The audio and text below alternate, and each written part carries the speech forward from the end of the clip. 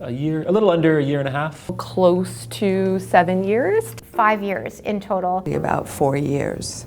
It was either 2000 or 1999. In 1998, after university, straight off the I'm so awesome BA. Lived in Tokyo for a total of 3.5 years in 2 different jobs. My first flight in an airplane was flying New York to Tokyo to teach English overseas. I went overseas without a return ticket, without a job, and with no money. I lived in Sweden for a couple of years. I then taught in Korea on and off for about, 8 years.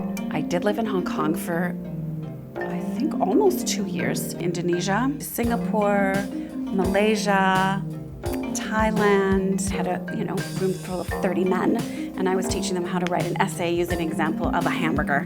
And of course, they didn't really know what a hamburger was, so. Morocco to Algeria, then Niger, Nigeria, Cameroon, Central African Republic, what was called Zaire at the time, which is now Congo, Uganda, Kenya, and ended up in Dar es Salaam, Tanzania. Quebec. I did my 3rd year of university in Quebec. I guess I didn't need a passport or anything. You were still in Canada. Lots of snow.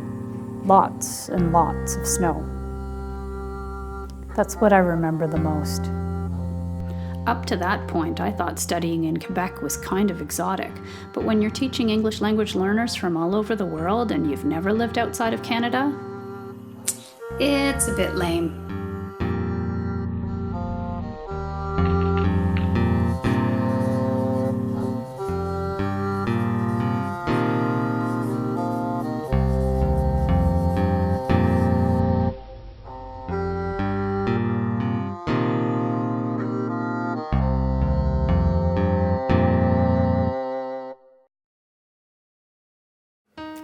But I had the job, which is kind of like winning the lottery, so I needed to get on with it. No overseas gallivanting for me. Years went by, classes, students, projects came and went. I also kept getting the feeling that video could be a really powerful tool that had a lot of potential to reach our students, but I didn't know how to shoot or edit. Hello everybody! I tried making a video with a colleague about how she shares with her students the story of her studying Chinese in Taiwan as a way to encourage them to share their stories and help them to express themselves. So I talk about my time living in Taiwan. But I didn't know what I was doing with the video, so the results were just sort of usable. The years did go by, but having all that time to think things over, I managed to devise what I thought was a really cool proposal for a professional development leave. After about a month of suspense,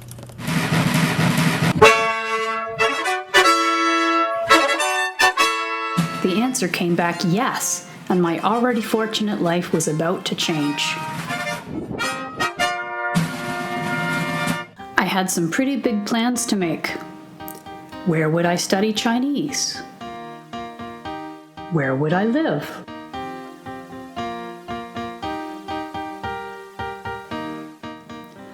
How would I learn a bit of Chinese before I went so I wouldn't be a complete washout?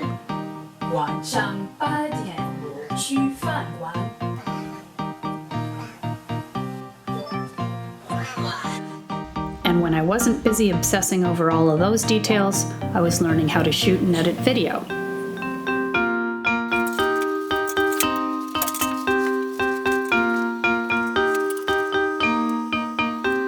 The to-do list got longer and more complicated as my departure date approached.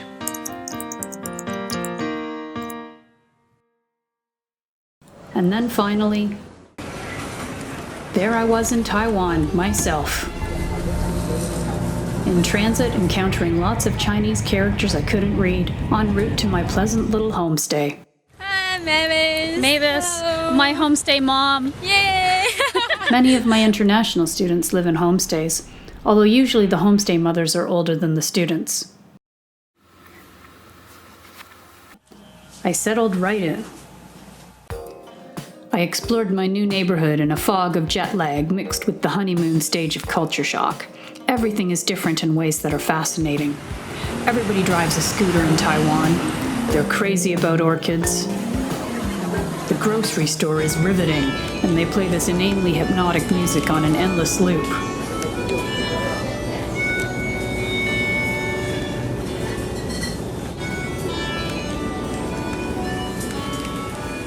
Every day I see random acts of public calisthenics.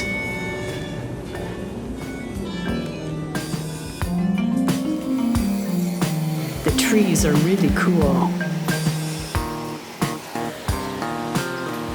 Did I mention everybody drives a scooter?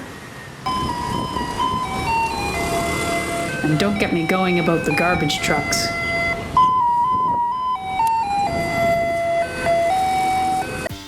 And we drove into the Western Mongolia to a place called the White Lake. We were sharing the Mongolia. You would go to like local families' yurts, and then they would feed you. Leaving my wallet on the subway, in a subway station, going back to it, and it's still there. The Lunar New Year, on every street corner you could buy, they just like piles of fireworks. Thousands of just people just firing off fireworks. So it just felt like everyone just had explosives and was just throwing them around. But it was very beautiful.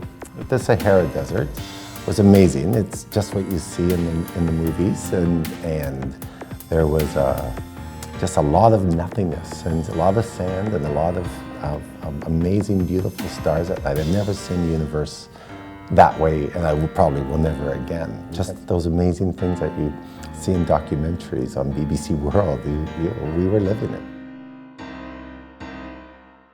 I went to Fanshawe, a local university, to enroll in its well-respected Chinese language program.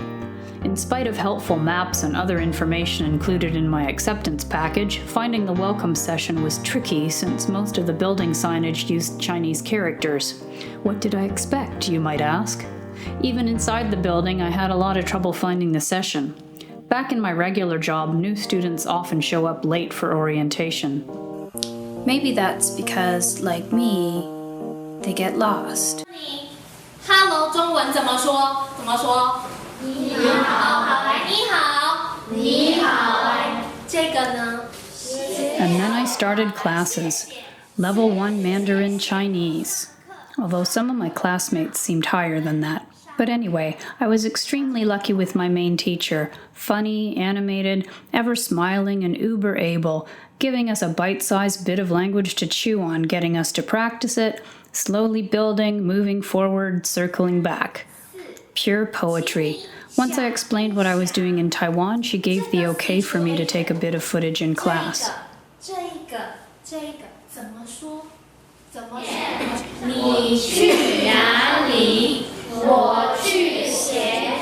And so it went, going to school every day, studying, wandering the campus, taking in some extracurriculars, exploring the city and the region.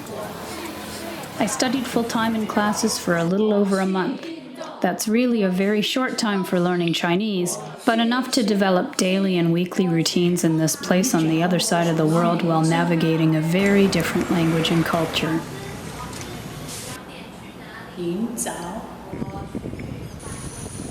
I often found the speed of my learning very slow, but I tried to take it in stride.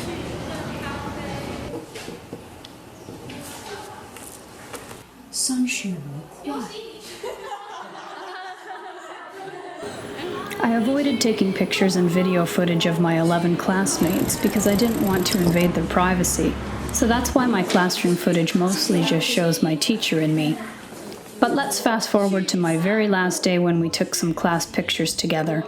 Notice my classmate with the bob hairdo who was very keen on those cat face photo filters. I felt quite guilty about how kind she was to me on my last day, especially since just a couple of weeks earlier I had seriously considered punching her in the face. Like, really hard.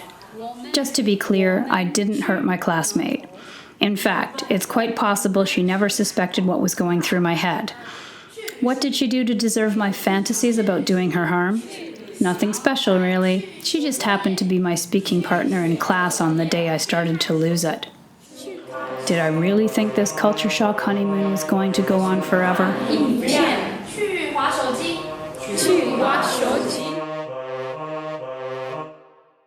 My most negative experience in China would be my arrival to find that I didn't actually have a job when I expected that I did. My partner and I went through an online recruiter who sent us pictures of a school, sent us pictures of an apartment, gave us all these details, and then when we arrived, told us that she would find us an apartment when we found a job.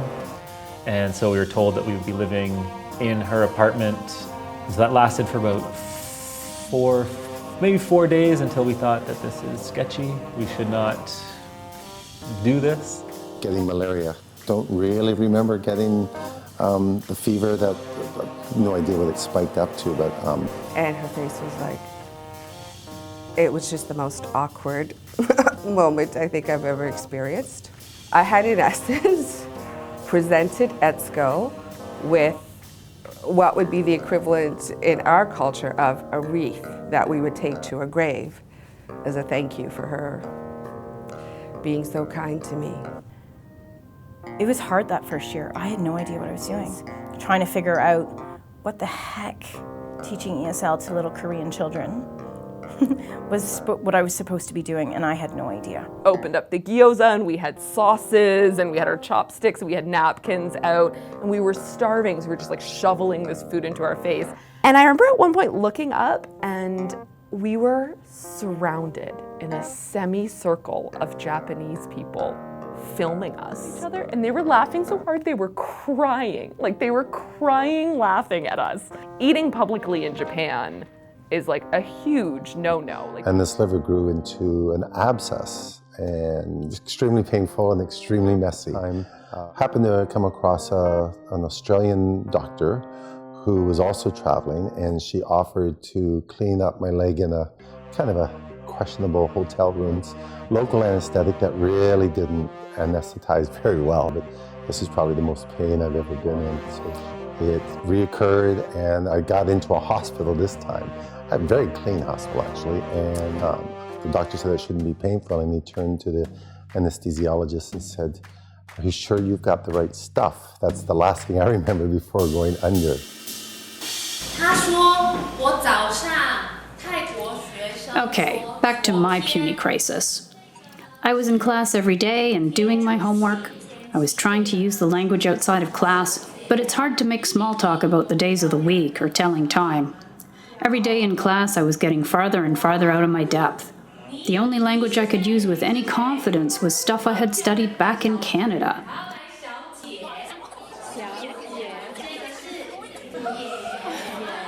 I had times in class where being incompetent felt exhilarating. It made me giddy. But then suddenly, I would go into a black rage. Friends and colleagues will tell you I'm not one of these people who runs hot and cold. I'm kind of more tepid, really, so freakouts of this kind are not my thing. That day during a speaking activity, I couldn't put the words together, couldn't find the tones, was stumbling, stammering, confusing my partner. I went straight into fight or flight mode with the emphasis on fight. I knew how childish I was being, but I couldn't stop. I was actually scaring myself. And my sweet kitty cat friend had the bad luck of being my speaking partner that day. Why don't I call her by her name, you might ask? Well, that's another thing. We all had Chinese names at school, but my classmates' names were just more vocabulary I couldn't remember. I've been helping people learn English for years. I know it's frustrating when you can't communicate, but did I really know that? French is everywhere in Canada. Spanish and Italian are pretty easy if you have some French. Mandarin Chinese is like a fortress, totally sealed off from everything you know, and feeling more overwhelmed every day made me want to plow this lovely young woman in the face. Her, or my wonderful teacher, or anyone within arm's length distance, really. I kept coming to school, but I started to worry I might hurt somebody. I tried to talk sense to myself. I was in a safe place, a cosmopolitan, progressive, democratic state.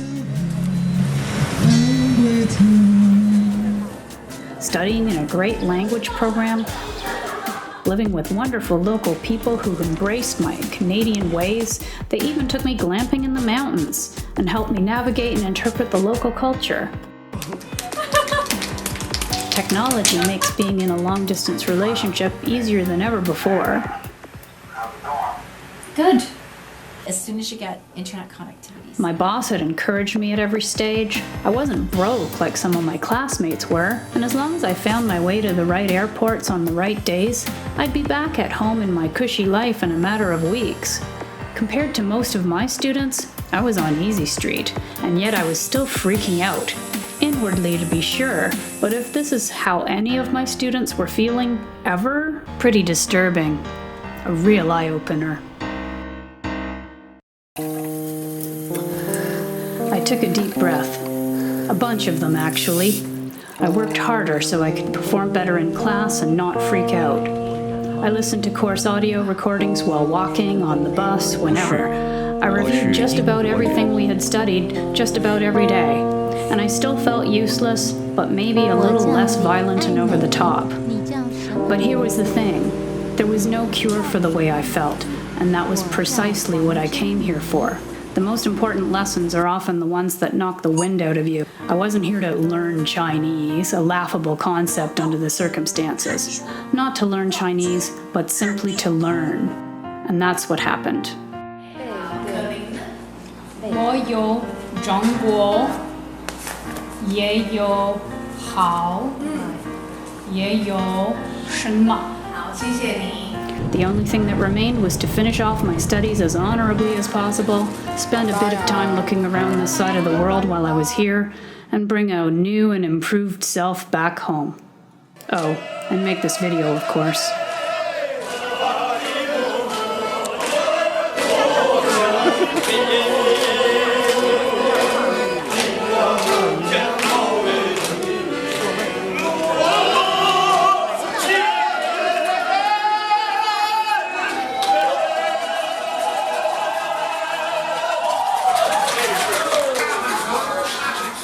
I taught in Japan for a year and a half. And then I went back to Korea for a year. I lived and taught in South Korea, Taiwan, and England. No, I didn't spend years and years on the other side of the world, just 8 weeks. But by studying the language and living with local people, like my students do, I feel that I intensified or perhaps accelerated things. I certainly feel like I was able to make the most of my limited time. I can't have a higher respect for people than that. Not just that culture shock, but just that whole adjustment to not being able to communicate. I more than once got lost and couldn't ask for directions because I didn't have the communication skills. Patience is such an important part of dealing with our students and with our immigrants in this country, because they're doing their best and they're trying their best. Damn it. We should be able to show a little bit of patience and understanding.